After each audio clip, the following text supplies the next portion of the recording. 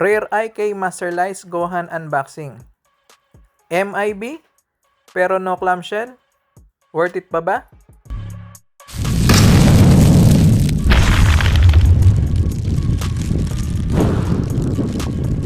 What's up mga ka-RM? Welcome back to RM Hobby Collection.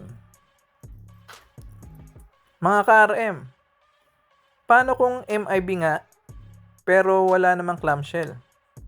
Worth it pa ba ito kolektahin? Today, malalaman natin. Bago tayo mag-start, shoutout muna tayo kay Noah's Toy Collection for this figure. Boss JR, maraming salamat po sa smooth transaction, solid pang kausap. So, for today's unboxing, we have this Ichiban Kuji Master Lice figure from Dragon Ball Super Superhero. As you could see, this figure is a price A. Solid agad.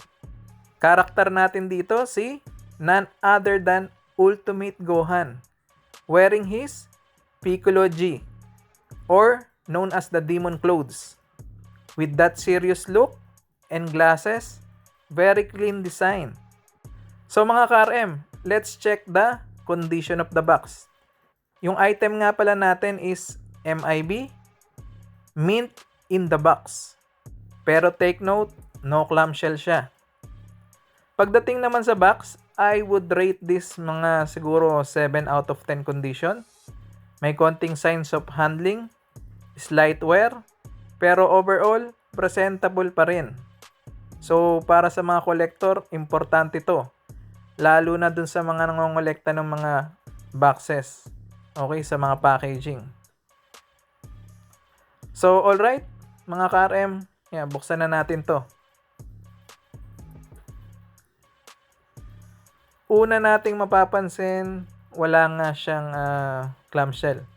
So, medyo ingat tayo sa pagkuha ng figure. Pero tingnan natin mismo yung figure. So, as you could see, yung plastic, or we could say sealed pa tong plastic na to. Kompleto yung figure. Naka-bubble wrap pa yung head niya.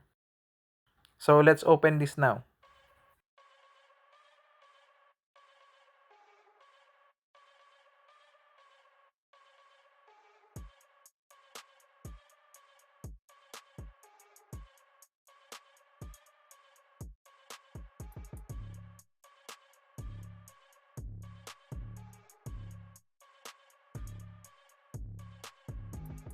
Wow, grabe. Ang linis ng scalp. Classic na Ichiban Kuji Master Lice yung quality. Detailed yung hair scalp. Solid paint application. Yung aura ng karakter, ramdam mo talaga. Yung pose niya, simple pero powerful. Very Gohan vibes.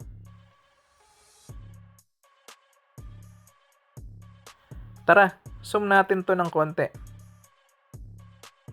Check the face. Very accurate kay Gohan from Superhero. Yung glasses, yung buhok,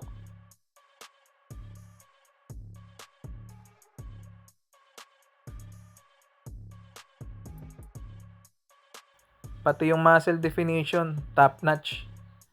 Yung outfit niya, clean paint, walang sablay. So, ang masasabi ko sa as pros and cons niya, solid yung scalp and detailing, clean paint. Masasabi natin rare IK Master Lice line to. So, ang cons niya lang, wala siyang clamshell. Medyo risky for long term storage. So, pero ang kagandahan nun, okay pa rin yung figure natin na secure. So, yung box condition niya, 7 out of 10. Hindi siya ganun ka super for collectors. So, finally, ang verdict natin na masasabi ko, so overall, is it worth it? Of course, yes. Kahit walang clamshell, the figure itself delivers.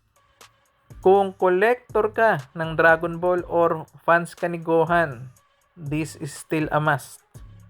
Okay? So, maganda siyang additional sa figure collection natin. So mga ka-RM, anong masasabi nyo dito? Worth it ba kahit walang clamshell? Comment down below.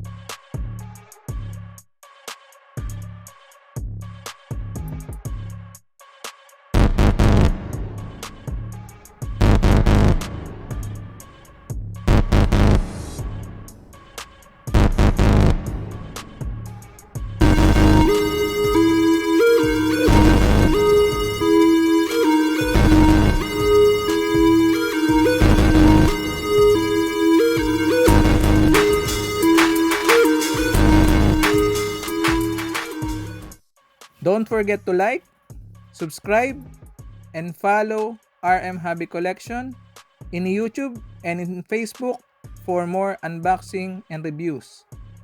Kindly also follow Shimari's Fashion Boutique for fashion and accessories.